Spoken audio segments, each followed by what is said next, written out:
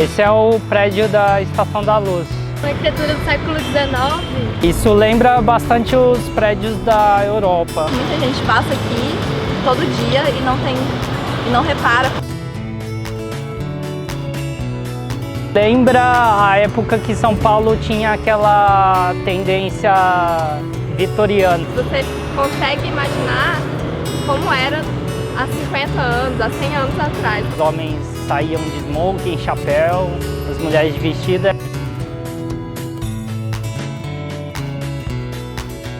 Você não pode perder a história da cidade, como ela começou. Era meio que uma divisão de classes entre os ricos e os pobres. Ter essa referência da sua história. Agora está muito misturado.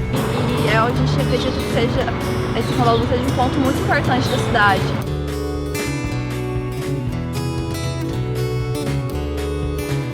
No primeiro dia de inauguração da estação, teve um incêndio que durou 7 horas para ser apagado.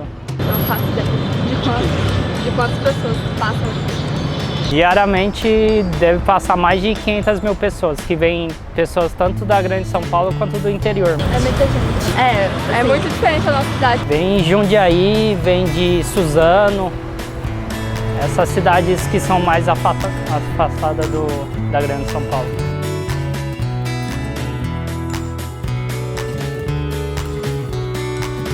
Que não mora aqui, eu acho que não tem muita gente pensa. A Luz é meio que o centro para quem vem do interior que quer vir para São Paulo.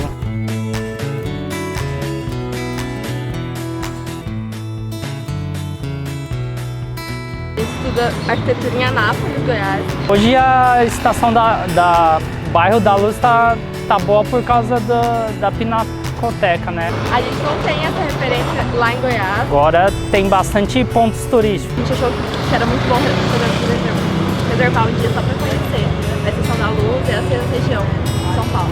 Tem o Parque da Luz. Além que tem a Pinacoteca, o Museu da Língua Portuguesa.